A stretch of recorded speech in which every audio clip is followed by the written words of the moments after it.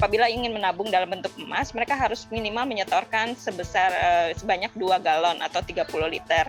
Dan itu nanti kita langsung kirimkan kepada mereka emas batangan atau emas mini gold sebesar 0,05 gram.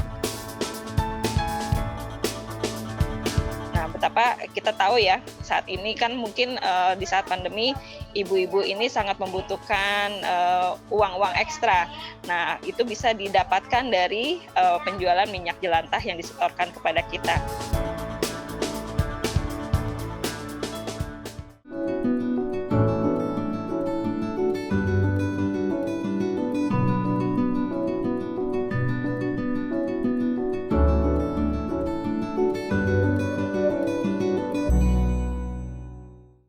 Halo semuanya, perkenalkan saya Lisa Yusman, penggagas dari Go-Things-Happen, yaitu gerakan event charity, juga kegiatan yang berhubungan dengan lingkungan hidup dan sosial.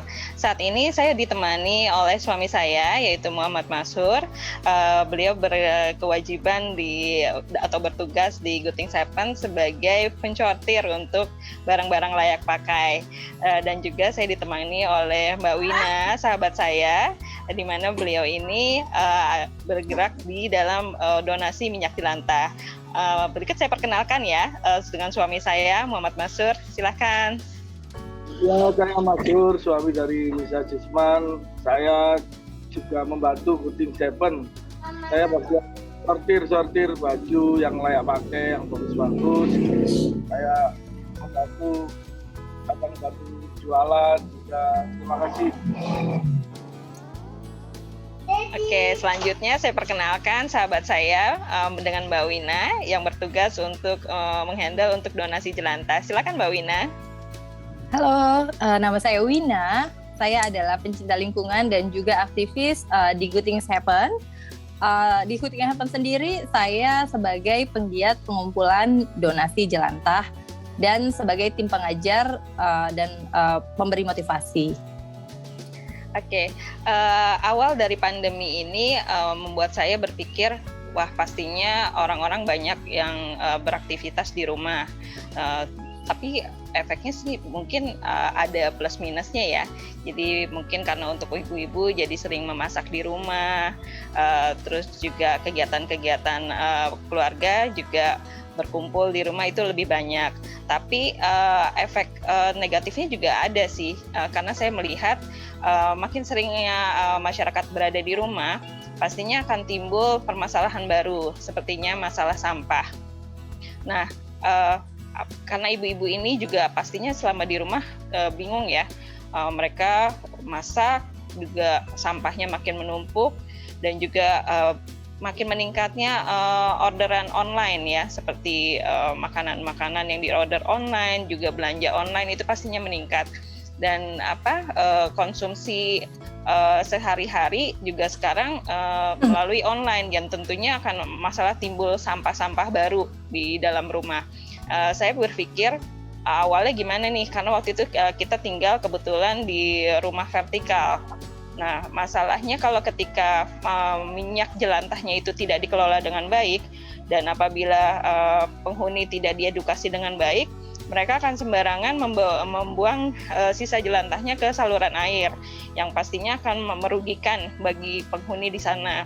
Jadi saya bersama Mbak Wina kemudian berpikir bagaimana caranya supaya minyak jelantah ini bisa kita manfaatkan dan pastinya bisa bermanfaat untuk sesama. Kita mengelola sampah kita dan memilah sampah kita bersama dengan beberapa aplikasi-aplikasi yang pastinya sudah sangat dikenal masyarakat, dan kita juga mengajak masyarakat dan penghuni di sekitar kita itu untuk bisa mengurangi sampahnya dengan membeli barang-barang dengan cara merefill atau mengisi ulang. Dan juga untuk kantin-kantin yang berada di sekitar kita ajak juga, karena kadang mereka itu berlebih ya, overstock untuk makanannya, supaya gimana caranya supaya tidak terbuang dan tidak berakhir di TPA. Kita mengajak mereka untuk mengunduh aplikasi surplus. Jadi mereka masih bisa menjual makanannya dengan harga miring dan masih bisa dimanfaatkan untuk donasi. Nah, saya kemudian bersama sahabat saya Mbak Wina, kita mulai browsing-browsing nih kira-kira kemana sih enaknya jelantah ini kita manfaatkan sebagai apa. Dan akhirnya kita menemukan sih beberapa solusinya. Dan mungkin lebih enaknya kita bisa tanya langsung ke Mbak Wina ya untuk lebih jelasnya. Silakan Mbak Wina. Ya. Awalnya karena isu perubahan iklim yang sudah ada di depan kita dan bahayanya untuk generasi kita, untuk anak-anak cucu kita. Jadi kami ingin sedikit demi sedikit menganjurkan kepada masyarakat tentang pentingnya peduli lingkungan dengan mengumpulkan sampah dan mengumpulkan minyak jelantah itu, karena minyak jelantah jika terus-menerus dibuang pada tempat yang tidak baik, maka akan menimbulkan kerusakan pada lingkungan itu sendiri.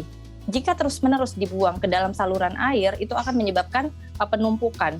Dan jika menyebabkan penumpukan, maka akan menjadi sumbatan-sumbatan yang akan membahayakan. Untuk itu saya tergerak bersama Mbak Lisa, yuk kita ngumpulin nih jelantahnya, yuk kita cari tahu nih manfaatnya buat apa, dan hasilnya terus kita sumbangkan juga untuk orang-orang yang membutuhkan di sekitar kita. Jadi gerakan ini adalah dari kita untuk kita dan untuk lingkungan.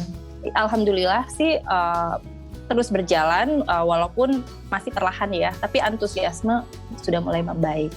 Oke, nah itu sedikit banyak tentang minyak jelantah yang ternyata manfaatnya juga banyak kita rasakan untuk sosial dan juga pastinya untuk lingkungan. Nah, kita juga ingin mengajak mereka untuk berberes di dalam rumah atau decluttering. Jadi kita mengajak mereka, ayo kita kosongkan lemari pakaian kita, dan kalau bisa itu nanti akan menjadi manfaat bagi sesama dengan cara apa, didonasikan kepada Goting Seven. Mungkin bisa diceritakan sedikit Mas Masyur, silakan. Ya, kadang barang donasi itu datang bagus-bagus semua. Ada yang datang itu campur. Nah, yang campur itu kita pilih-pilih. Itu aja, simple aja, tidak ada yang sulit sebetulnya. Bisa dijual di garage sale, begitu aja. Terima kasih. Semua barang-barang tersebut kita donasikan dan kita lakukan persortiran untuk kegiatan sosial dan amal. Jangan kemana-mana, kita nantikan di segmen berikutnya mengenai kegiatan lanjutan dari Goting Seven.